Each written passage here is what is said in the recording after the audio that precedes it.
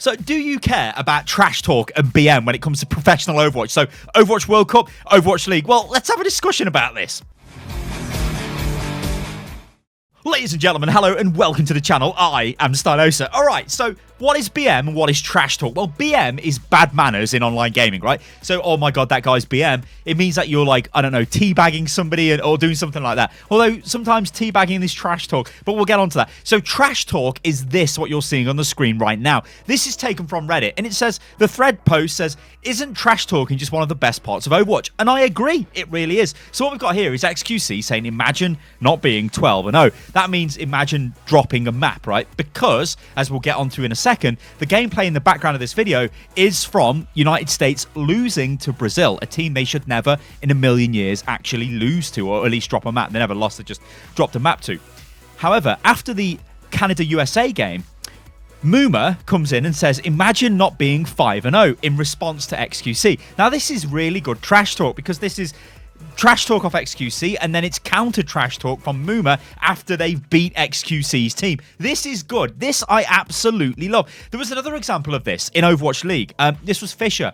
After Gladiators beat London, they asked Fisher, like, hey, Fisher, what do you feel? What's it feel like to beat London? Who's a team you used to be part of? And he was like, oh, I bet they're sort of, well, he never said it like this, but in a roundabout way, he said, I bet they're gutted they got rid of me because I'm the best tank. That's what he said.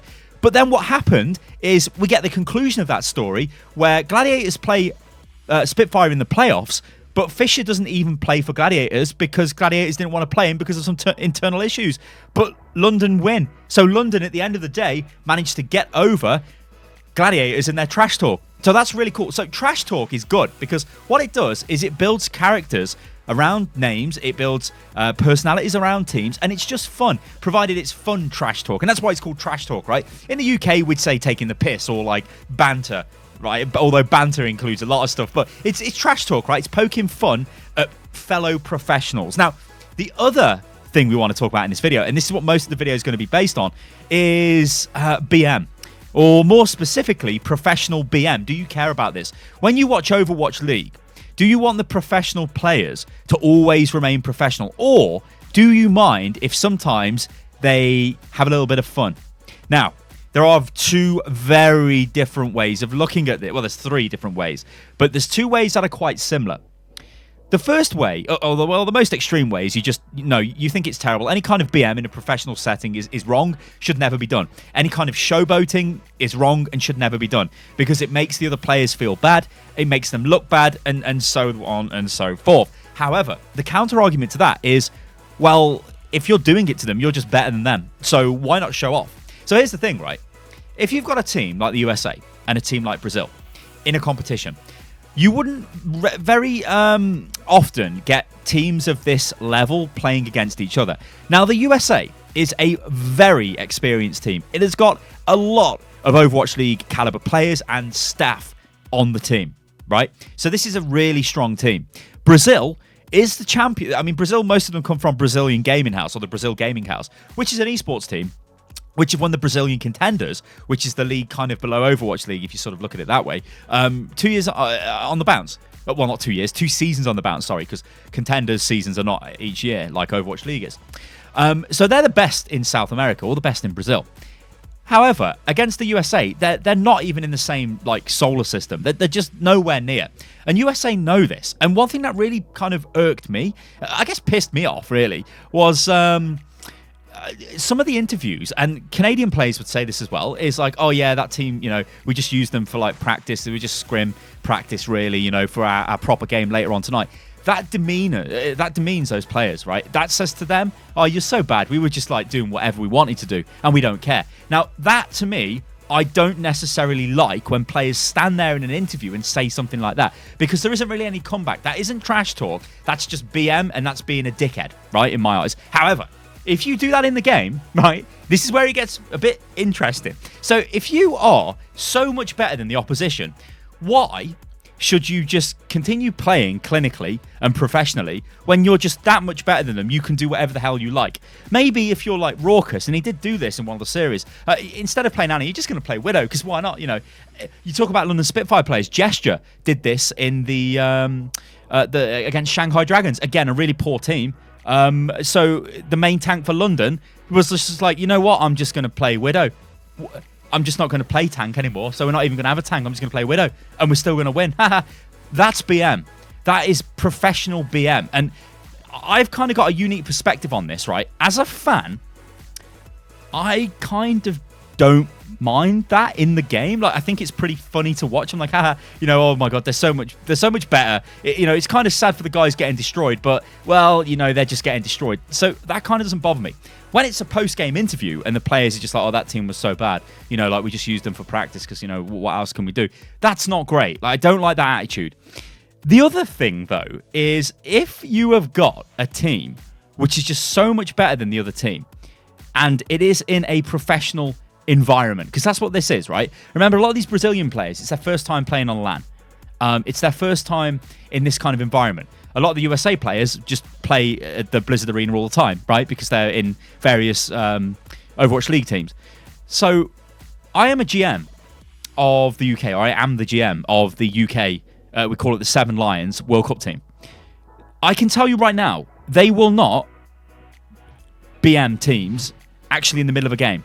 They will not run cheese comps just because it's funny. They will not run around and completely group teabag players because it's funny.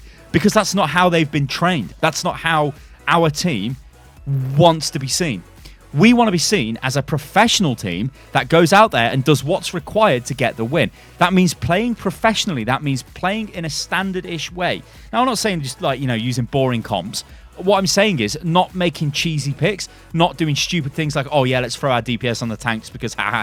Because the reality of it is, there are teams that are weak in every single Overwatch World Cup group stage. Now, with the one in LA, I think it was by far the most weighted in one direction group stage. So you had Canada and USA, who I would have bet all the money I've ever earned in my life on those two getting through. Like, there is no way Brazil would beat them, and they were the third best team. And they were so bad, they literally won one map out of 8 attempts against those two teams, right? They were just not on the same planet, not in the same solar system, not even in the same galaxy, right, as those teams. And then you got teams like Austria and Switzerland who are worse than Brazil. Yeah, it's not great, right? When you look at the Paris group stage, in fact, if you look at the first group stage you had in Korea, in Incheon, that was actually pretty good because you had South Korea, yeah, very good, obviously the best team, but then you had Finland, and Finland and South Korea's game was so close. That was the best game I have ever seen at the Overwatch World Cup. It was professional. It was highly sort of, it was great, right? It was just awesome. That was a really good game. So when we look forward to the Thailand group stage, could be okay, but obviously I'm more interested in the Paris group stage. But you've got teams there like Germany, who are a good team. I know the GM of Germany. She's also the GM of British Hurricane. You've got France, a very good team. You've got the UK, I think are a good team. You've got Holland, a good team. There's a lot of teams, right? But there's 3 teams that are arguably all fighting for the first position in that group. So it makes it more interesting. It means there'll be less chance for this type of BM. Now, let's just go back, rein this all the way back in. So if you have got 2 teams that are of similar caliber and they play against each other, and one team is completely destroying the other team, and I mean like absolutely dominating them for whatever reason, would it be okay then for that team to start doing funny things, right? Maybe suiciding, maybe just doing poking fun at them. In my eyes, as a GM, no, because I think that's loss of professionalism. But as a fan, I would be like, well, these guys are just getting absolutely destroyed. So yeah, they're kind of going a bit easy on them now with doing cheesy comps, cheesy, crazy picks and stuff like that. So there's a lot of different ways of looking at this. BM isn't inherently bad. Trash talk, I think, adds a lot of spice. And let's be real here, Overwatch League is a very sterile league, or at least it was last season. I mean, you had like XQC getting banned for not really doing anything, really. Making one-off comments on stream, and then suddenly you're banned for months. It's like, what the hell? That to me is an overreaction. The thing is, Overwatch League, it's not Blizzard that are doing it. It's not like Overwatch going, oh no, this is so bad, get these guys out of the game. It's because there's a lot of sponsors. Sponsors like Toyota don't want somebody associated with their product that may have used like you know, like a sexist slur or something like that. Even though we know it was just like a stupid little comment. Nobody cares, right? This is, of course, between XQC and Muma. But Blizzard have to do something because they need to keep all that money coming in from those sponsors. That's why those players get actioned against, and that's why it's annoying. The thing is, though, I wish or I hope that we get to see more trash talk just in general in the games. I want to know, like, if some player has beef with another player, I want to know. I'm not talking like physical beef or like they're aggressive to them, but it's like, hey, you know, and this is totally made up, but imagine if like you've got Widowmaker players. So, I don't know, you've got Shawfall, who's like the nicest guy in the world, but let's say Shawfall's got some beef with Carpe, right? Because Shawfall beat him in the Widowmaker 1v1 tournament for the All-Star weekend. So, like, every time he kills him, like in a game, if Widow becomes meta again, he sort of like laughs at him or like waves at him or something. Like, to me, that's kind of funny, right? But if it was getting dark, you know, if it was going too far, then that's not great. But I do think that there is space for trash talk in this. Like, the one thing that does annoy me with Overwatch League on the whole, and it's kind of refreshing to see that World Cup is a little bit more relaxed in this regard, is it is very, as I said, sterile. It's very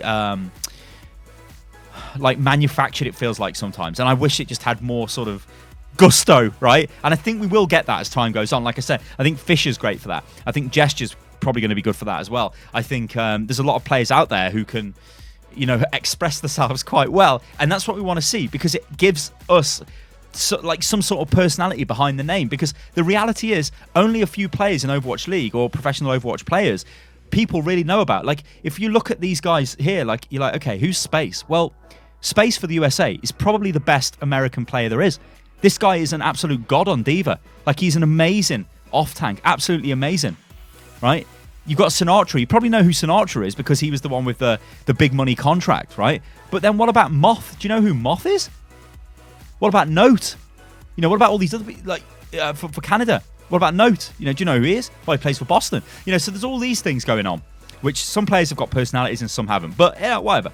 Ladies and gentlemen, I've been Stylosa, and this is Unit Lost. Let me know what you think about BM in Overwatch and Trash Talk. I think there's space for both, but I kind of don't like it when teams are intentionally throwing BM out there, like, and sort of making other teams look unprofessional, acting in an unprofessional way just because they're so much better than other teams. That doesn't really rub up too well with me. And like I said, USA paid the price for it. Like, they were messing about and Brazil won the map. So, hey, don't do it in future. But I'm sure they won't do it when they get to the groups, the finals in BlizzCon even, because, like, yeah, the teams there, it's going to be hotly contested. Anyway, guys, I'm Stylosa. This is Unit Lost. If you enjoyed the video, then like the video. Remember, you can click the bell, which will alert you to when videos go live on the channel, and follow me on Twitter, which is @UnitLostGaming, and I'll catch you lovely lot on the next one.